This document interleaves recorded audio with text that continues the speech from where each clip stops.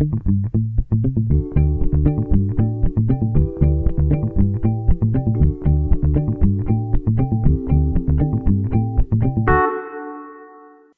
to this week's episode of Flies on the Wall. Today we're covering the climax of the Africa Cup of Nations and the FA Cup fourth round. What do you want to start? Do you want to start with a cup set or just go through the recent results? Well, there's only a few worth talking about, really, results-wise, in the FA Cup, right? That's true. Well, I'm glad Boreham Wood got through. Boreham Wood beat Bournemouth, yeah, 1-0. I think Nat Phillips, was he playing in that game for Bournemouth? In the previous episode, I said he could do bits for Bournemouth. Bringing up the Liverpool player, of course. Yeah, I won't retract the statement. It's a bit early, but yeah, not a good start. Not a good start at all, no. Kudos to Boreham Wood. Very much so, yeah. They're the only non-league side left now in the FA Cup after Kidderminster Harriers unfortunately got knocked out brutally. Brutally by a very rude West Ham. And you'd think Declan Rice would be the evil man, the worst West Ham player this week. You would think so. No. But then someone goes and kicks a cat. Yes, that can be the theme that transcends all other themes. And then slaps a cat. Yeah. Kurt Zuma slapped and kicked his pet cat, and we may refer back to that throughout this episode, even if it's not relevant. And then he goes and plays in the West Ham game the very next day. Yeah, which is in 8 minutes' time. an interesting choice on the part of West Ham to play someone who is just Leif Davis also played in the Boreham Wood game. He's a Leeds player. Leif. His name's Leif. Leif Davis, yeah. Okay. Leif Davis. His name is either Leif, I think. Like Leif. Leif Davis. He's their he's their left back. Right. Anyway, so Boreham Wood got through. Bournemouth. Leicester were knocked out by Nottingham Forest. Yep. They were just after Nottingham Forest knocked out Arsenal again. So they're on a they've roll. Scored 5 goals against Premier League teams in the last 2 games and only conceded 1. It makes for a more interesting run for Nottingham Forest. Definitely. I mean, they've just knocked out 2 Premier League. I mean, obviously Leicester is their big rival. Yeah, and the holders of the cup as well. Yeah, and they don't often get to play each other anymore, right? No, they don't. So, them getting knocked out. Yeah, interesting to say the least. I think Brendan Rodgers was quite unhappy. Yes, in a post-match interview, he said basically that in review of that game, a number of players may not have futures at the club. He essentially said that. Basically, quite a damning verdict. That is quite damning considering the lineup they did have actually in that game. It looks like a proper lineup. It's got like clearly wanted to win that game. Harvey Barnes is playing. Tielemans is there as well. And Ndidi. I mean, this reads like pretty much Leicester's first team. Most of them good. Yeah, it seems without Schmeichel, because I think, was it Ward in goal? Yeah.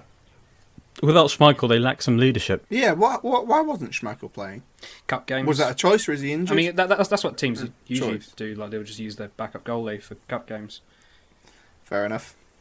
So, yeah, it's a good win for Nottingham Forest, and hopefully they go as far as possible in the competition. It would be nice to see a different winner. Jed Spence. It would be nice to see a non-Premier League winner, to be honest. Yes, yeah, that's true. Boreham Wood. Yeah, so Boreham Wood will be going away to Everton next, which will be a nice payday for them. That is true. That's another benefit I forgot about. Lower league sides, the further they advance in the competition, the more money they get from revenue, especially if they play bigger teams. So, yeah, that's another benefit. They play away, with the ticket. Perhaps the biggest bonus of playing further in the competition, aside from, of course, the coverage and the prestige. It's really good that they managed to get through from their perspective. Not so much for Bournemouth, who are supposed to be trying to get out the Premier League and then lose to National League, whatever it is. Bournemouth want to leave the Championship, but they did leave the FA Cup. They did, yeah. But that said, Boreham Wood, they now have Everton next, which is another easy win. I don't know. I think Everton will likely win, but it won't be... I mean, in fairness, they're only a few places off of Bournemouth, so... Yeah, true. Slight step up for them, but... No, seriously. Yeah, hopefully they do well. It'd be interesting to see, because obviously Everton have a new manager now with Lampard, so it'll be interesting to see how long... if they have a new manager bounce, and how long that will last, and whether whether Frank it might not just be a bounce, right? It might just be a better manager and keep them up. But I wouldn't say better manager. I'd say perhaps better suited manager. Yeah.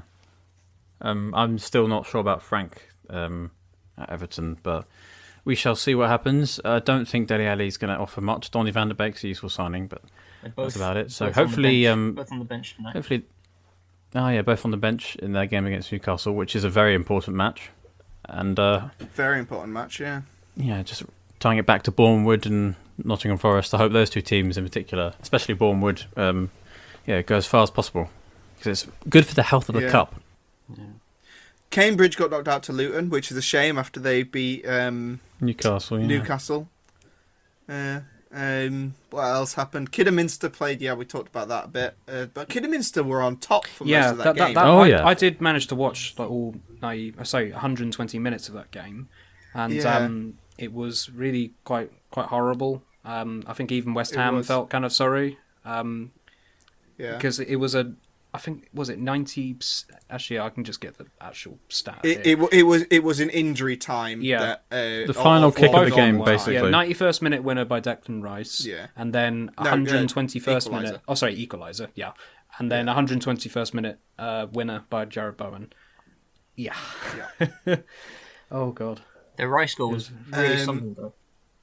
It was a great goal. But I mean, West Ham didn't deserve it. West Ham are very lucky to have gone through, and it would have been nice to see Kidderminster go through. I mean right now Boreham Wood is still a very surprising team to be this far. But yeah, it would have been amazing to see two of them. There's always every year you get a breath of fresh air, I suppose, in the cup, and Boreham Wood seemed to be that. Cambridge were helpful as well, but they haven't conceded yet. Boreham Wood. Wow. They haven't conceded in the nice FA Cup. Who they played? There was at least not in the since the other teams came in. I don't know about the qualifying rounds, but since the qualifying rounds were over. And then the same day, actually, there was almost another cup set. Chelsea Plymouth. Plymouth had a last minute penalty, 118th minute, and missed. Kepa saved it. Really, really annoying. Did they really? Yeah. Oh, I didn't know they had a penalty that late. I stopped yeah. watching because I thought Chelsea were just going to win. So it was that close to going to penalties. A penalty that could have sent it to penalties. Yeah. And unfortunately not. That's a shame. Sorry, Chelsea. What fans, else? but... I mean, Crystal Palace beat Hartlepool. Nothing really surprising. Although it's worth mentioning, the Palace game because of what happened off the pitch, really. Yeah. The Hartlepool manager's wife has a terminal illness. Is it brain cancer? I think so. Yeah. I think so. And she needs £60,000 a year worth of medicine, basically treatment to keep her going. Palace officially announced they donated about £1,000 but had opened up the link to the rest to the stadium and to the wider fan base, and since then the money's been pouring in. And also like Palace paid for the buses. So it's around that now. Yeah. And also Palace paid for the buses for the Hartlepool fans. They paid for their transport, which is very nice. Awesome. Something very positive for once. Also reminds me about... And then they beat them for good measure. Yeah, very positive. I mean, we're going to when you think about it, it's actually quite sadistic. We're going to drive you down to watch us beat you. I'm impressed with Palace's ownership recently. Steve Parish announced the other day, I don't know if we've talked about this before, I think we have, but worth mentioning anyway, that Palace will provide support to academy dropouts, basically. Yeah. So anyone who doesn't get through the academy, I don't think I haven't heard of any other club, at least in the Premier League, that's doing this. It's confirmed Crystal Palace are the bearers of positivity in football nowadays. You won't sing that. It's hard to sing that, really. You're the bearers of positivity. You're the bearers of positivity. Man City beat Fulham 4-1. That's just a pretty comprehensive standard victory. You'd sort of expect that. Wolves lost to Norwich, which is interesting, with their positions in the league table. Yeah, I'm surprised Norwich are going to... I doubt Norwich will pay much attention to the Cup because they need to focus, of course, on league form. But then again, cup games give you more game time, which, despite Norwich's lack of signings in January, will help them. Game time. Well, the more game time, the better. Good experience. Yeah. Manchester United. Did we talk about Man U? Lost on penalties to Middlesbrough. Ooh. Yeah, we haven't covered that upset really. I'm surprised Middlesbrough didn't win by more goals. Are you? No, I'm not. I was gonna say. No, it was Middlesbrough were okay. I've heard a lot of comments online about United's performance, how they dominated and had all the chances in the world, including a penalty from Ronaldo. They should have won. Yep. And they managed to miss all Fernandes. Yeah, I was going to say when I didn't watch that whole game, but I watched a good chunk of it in bits, and Middlesbrough did not look like they were going to get anything from it, and they scored. Yeah, a very controversial goal. Yeah. I feel like with that one, was it ball to hand or hand to ball? With that one, I couldn't help but think because of course, I'm going to be, I'm a rival fan. I'm obviously going to laugh at Manchester United conceding an obvious handball. But if that happened to, Palace, for instance, I'd be fuming. I'd be really fuming if that was given. And I personally don't think that should have been given. I thought it was an obvious handball. Yeah, I did as well. It was. I mean, his hand was so far up in the air, and he basically knocks it down. Yeah. Into himself, so he can chip it over the keeper. And if he'd have scored from that, apparently it would have been ruled out. And because it went over the keeper and someone else scored the ball from that same move, it was fine. He had the temerity to celebrate as well. Yeah, it's an unacceptable miss by VAR, to be honest. They said that the rules changed, but I mean. That's a ridiculous situation. It's not like it was 5 minutes before or a couple minutes before, and there'd been so many cycles of play since then. It was literally the next move was the kick into the goal. Yeah, that's crucial. But of course, you can't just pin the game all on that though, because ultimately there was 120 minutes. 120 minutes. Oh yeah. And you could only Man get a United goal. Didn't take the chances. Yeah. They quite literally didn't take the chances. Penalty, post. Did anyone see Sol Bamba's heat map for that game? What was it like? He got subbed on in the 118th minute, and so his only touch on the ball was the penalty and the penalty shootout. So the heat map just shows him on the penalty spot. Oh wow. That's quite funny. Pretty good. Yeah. I think that's pretty much Peterborough QPR. Yeah, can talk about that. That what was do you think indeed about a that football game? match. Yeah, I mean, I didn't watch it. It's kind of an under the radar game, really, isn't it? Well, kind of surprising, yeah. Because actually, no, that's wrong. Peterborough are actually in the Championship, aren't they? Yeah. Yeah. Well, sort of. I mean, technically speaking, yes, but yeah. You are talking, opposite ends of the spectrum. You knew what I meant. I was just going to ask. But yes, they are. They have a player called. Sorry, go on, Ben. They have a player called Giando Fuchs. I thought, I googled him just now. Is he related to Christian Fuchs? And he's Cameroonian, so that's my first hint. Not. Maybe they're not quite. They have no relation. That's left me really disappointed. Damn it. Huddersfield Barnsley, again, 2 Championship teams. The lower team lost. Barnsley are having a terrible season. Yeah, they are. They've really. I mean, I know they lost their manager, who has since been sacked from West Brom. But he they've didn't last. Yeah, they've capitulated. Been from the playoffs last year to. They're now below Derby, who've had a 21-point deduction. That is quite an achievement. It is a very significant drop. So yeah, they're very much not having a good season. So not exactly anything surprising there. And then Southampton, Coventry, Premier League team. Coventry went Premier up. League team wins. Coventry fell into the classic trap of scoring first. Honestly, you'd think they'd have learned by now. that old chestnut, eh? Score. It's almost like they wanted to win the game. Ugh. Yeah, no, ended up losing 2-1. Is there any games we've missed? I mean, Liverpool and Tottenham Luton. both won 3-1. Cambridge. Yeah, I was surprised at how one-sided the Spurs-Brighton game was. Brighton had possession, but once again, they didn't do much with it. Yeah, They just kind of passed around. Brighton are kind of, I don't know what to think of Brighton this season. They've been very good at getting draws, but I don't know. Yeah, it tends not to help in cup ties, getting draws. It doesn't bode well for the league if Kane's back on form and scoring. This could be a bit. It doesn't bode well for the league. Yeah. Well, you never know. You could bring him into your fantasy team. Yeah, it bodes well from that perspective. Well, actually, no, he's really expensive, so no, it doesn't. Also, Mo Salah's coming back, so Exactly. have to save up to bring him back. I guess we could, actually, speaking of Mo Salah, I guess we can move on to AfCon. Yeah, definitely.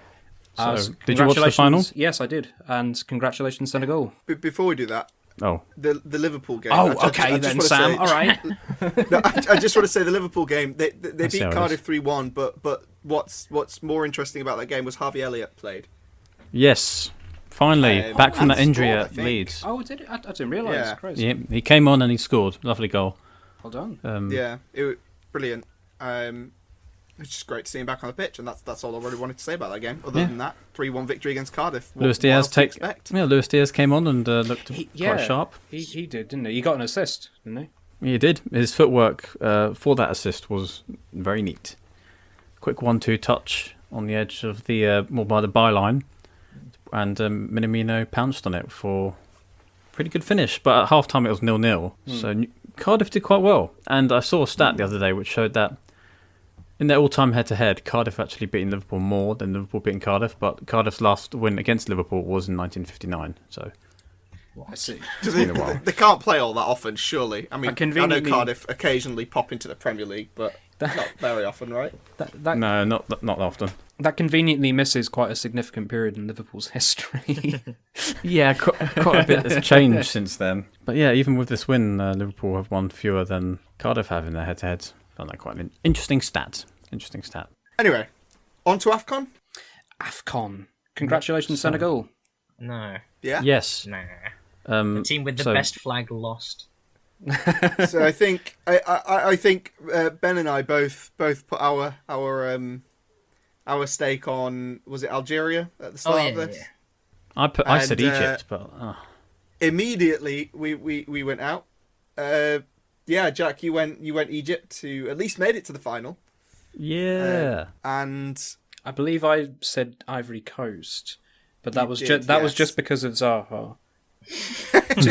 and I know and it seems easy how now. did Ivory Coast do? I don't remember. Ivory Coast lost to Egypt on penalties. Remember, Ivory Coast took a really poor penalty at the end. Oh yeah. It also touches upon the fact that throughout the knockout stage, Egypt kept going to extra time, I think. Yeah. They didn't start very well either, did they? No, they didn't. And the final really characterised the fact that one team was a good team, the other team was decidedly below average, if not just average, with one world-class player. Senegal as a team were just better, whereas Egypt were kind of dependent on Mo Salah doing something. Well, because Senegal just marked him. Yeah, because on the world-class players front, you look at Senegal's team. Yes, they got Sadio Mane, but they've also got Kiato, who's the best player in the world. They've got Edouard Mendy, who's considered to be one of the best goalkeepers in the world. They got Koulibaly, one of the best centre-backs in the world. Yeah, Ismail Assar, Ismail Assar is a promising young winger. Plenty of competent players in their team. Idrissa Gueye as well. Pat Gueye, I believe. But all around, just a very... Abdou Diallo as well, pairing Koulibaly. Yeah. So just on the whole, very good team. I'm very proud to see Senegal win it because I know they were finalists a few years ago, weren't they? Yeah, weren't they but against Algeria? It's also the first in their history, and I actually had the opportunity to see Senegal play back in the 2012 Olympics, and they had a couple of the players that were playing in that team, including Mane and Kiato. Nice. Isn't the average age about 29? 29 of this team. I think so. They're peaking. There's a fair few experienced players. So this was the time, really. This was the time for them to win something.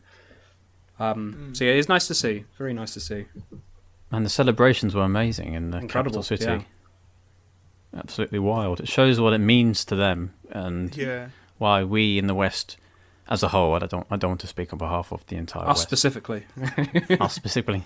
Why more people outside of Africa need to appreciate it. Yeah, even if they don't have an interest in watching it, they should at least respect it and maybe not stop players from going when they want to, or That makes me wonder about Egypt. Stuff like that. Makes me wonder about Egypt. How they've been the most successful. They've won the most. Yeah. They've won 7 AfCons, including 3 in a row. But the last of that was 2010, I believe. I was going to say, they haven't won one for a while. They don't really have a star. Well, they have a star player, but I can't really think of many successful. Can't name too many successful Egyptian players. They must have some, because in the context of domestic football in Africa, Egyptian teams tend to be among the most successful. So like Al Ahly and Zamalek, they tend to dominate in the African equivalent of the Champions League. So I figured that, there must surely be some decent players then coming out of Egypt. There's just far more of a culture in Egypt, like football culture in Egypt, than there is in other countries in the African continent. And it's I read an Athletic article the other day which said that although Mo Salah is widely viewed in Egypt as their best ever player, he's not the greatest in that he isn't part of a team that won AfCon. The team that won it 3 times in a row, while none of those players were anywhere near as good as Salah, they won 3 in a row. Yeah. So they are a great team, but Salah hasn't reached that yet. That's kind of similar to the way Messi often gets perceived in Argentina because of his failure to win a World Cup. So he's therefore not as good as Maradona. It's well, when you have such high standards, which is incredibly you can debatable, afford to hold course, it. but that is the perception. I guess there's a distinction between individual and team, but I guess ultimately you're going to be at least in a large part judged on the trophies you win. Yeah, and because that's the thing that gets the headlines. Speaking of which, Mane said in an interview that the AfCon was the most important trophy to him. He's won a few trophies, but this means the most. I'm sure. Which is fair enough. It's understandable. Winning a trophy with your country usually supersedes anything you win with your club. Yeah. So it makes perfect sense, and I'm happy for him. Question now, though, is how do you think Senegal will do in the World Cup, in the upcoming World Cup? Are they through? Hang on, don't they have to qualify first? Oh God, I don't know. They have to beat. That's it. Oh, that's it. To face the world, to get into the next World Cup, Senegal and Egypt face each other in a knockout. Oh no, really? Oh well, I think Egypt are going to win that. Oh no. I think it's going to go the other way around. I remember seeing that in the news. They portrayed it unsurprisingly as Mane v Salah again. Yeah. They have to face each other in order to reach the World Cup. It's a knockout. So Egypt could get revenge, but then again, they didn't offer a lot in the final itself. Again, as we said, Senegal were just overall the stronger team, and the high pressing worked. It didn't allow Egypt to create much. They just left Salah up front and tried to occasionally hoof a long ball and get him in behind. But if they didn't do that, then they just tried to move play up the pitch. And whenever they did do that, Senegal just marked Salah ferociously. They didn't jump in. They just kind of crowded around him. But sometimes Salah did show his class. Yep. Even when he was marked by 2 or 3, he just got away from them anyway. There's one moment in particular which is very Messi-esque. Yeah. Oh yeah, there was one moment, in the penalty area where he just skipped through them. Like about 4 or 5. Reminiscent. Yeah, it reminded me of his goals against City and Watford. That kind of close ball control, speed, of touch and feet, and it's a pleasure to watch. But he did test Mendy as well, but he didn't do a lot in the final because Senegal their game plan worked basically, I think. And they'll be playing again on the 23rd and the 29th. God, I didn't realise that. Oh no. 2 legs, the World Cup qualifiers, yeah. Wait, which month is that? March, 23rd and 29th of March. I wonder if Salah and Mane and others will be released for those games. Ooh. There should be an international break, right? Oh, yeah, good point. There's also Cameroon versus Algeria, Ghana, Nigeria. Sorry, hang on. Cameroon, Algeria, Ghana, Nigeria. There we go. Congo versus Morocco and Mali versus Tunisia. If Salah doesn't play in that game, it's going to be Gabaski versus everyone. basically. Yes, because And El Gabaski Neni was outstanding. Like, it was. They would have gone out a lot sooner if he hadn't just. It wasn't just a one-off great performance, but the whole tournament he's been. Yeah, I don't know why they gave Mendy the trophy for best goalkeeper, because Gabaski clearly had the best tournament throughout for all the goalkeepers. But oh well, he was indomitable in the final. He did win man of the match for the final. Yeah, he did. Yeah, saves were really good. But yeah, it reminds me, even though Mane's got a break and some of the other Senegal players have a break before coming back to England, Salah has already turned up to training. Oh, I need to. Beaver. Thank you for letting me know that. I need to bring him back in FPL. Yeah. Oh no, genuinely, if we're talking about FPL, Salah may be viable for the next game. Oh, Christ. Well, yes. The deadline's already gone, so... Yeah, the deadline's already gone, but some people in our league, Kevin Keeg, have kept him, but I don't think they realised that he'd be available, because it was announced like today that Klopp basically said he may be available because he returned so quickly. Instead of having the week or so maybe off. he might end up being on the bench. Yeah, though, he right? may be there, but then given how poor Leicester are at the moment and how well many Liverpool players are doing, they may not even play him. Yeah, or 10 minutes at the end. And how exhausting it is to travel that distance. Yeah, they may just rest him because he does need a rest. Yeah, exactly. But yeah, it shows. He just came back straight away. I suppose he doesn't want to ruminate on the failure of the final. He just wants to get back into playing for us, because he's probably. I do wonder, does he prefer, to an extent, playing for Liverpool because it's a stronger team than he does for his country? Is there a balance between patriotic passion for your country, but also realising, yes, I play for my country and I love it, but it's much lower standard than in my league team. I'm just thinking how taxing it must be mentally for him, like to have basically the weight of... It's a country of 100 million people and they're all counting on you. Yeah, they're all counting on you to carry the team to glory. Like that's he's on posters and billboards huge amount of pressure. All over the place. Yeah. Oh yeah. Because he eventually did break down after the final, did cry. Yeah. There's a lot of pressure to go through. There's a lot of emotions especially in national games, though, isn't there? Or international games, rather. Definitely, yeah. For the players and for the fans. But yeah, fans will get emotional at everything. That's true. Most league games aren't too emotional, but when it's knockout games in for the country or whatever, it's much more so. Burnley versus Watford, the only Premier League game we've had over the last week. Yes. Not much to say. Excluding the 3 this evening. 0-0. It was indeed a match of association football. I would say that game was a 0-0 loss.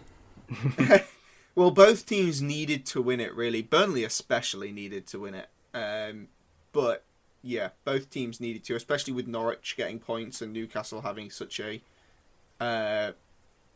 lucrative transfer window. So it's not good for either team. I'd argue probably better for Watford than Burnley, but not by much. Well, Watford were the ones who gave Norwich the huge win. A few weeks before that. There was a controversial handball in that. Burnley. A Burnley player handballed it in the box. He had his arm stretched out. VAR decided it was nothing. The Watford players were quite mad about that. Yeah. But both teams had chances, and yeah. So, what can you say? Yeah, but 1 point each. We've had a few weeks off fantasy football. Should we discuss what our teams are? And no.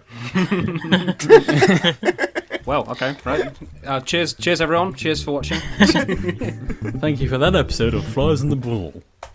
I'm happy to mention my team first. It can't be as bad. Don't worry, Sam. It can't be as bad as the one guy who was paying attention and chose to leave Conor Gallagher as his captain in a week like this. Who did that?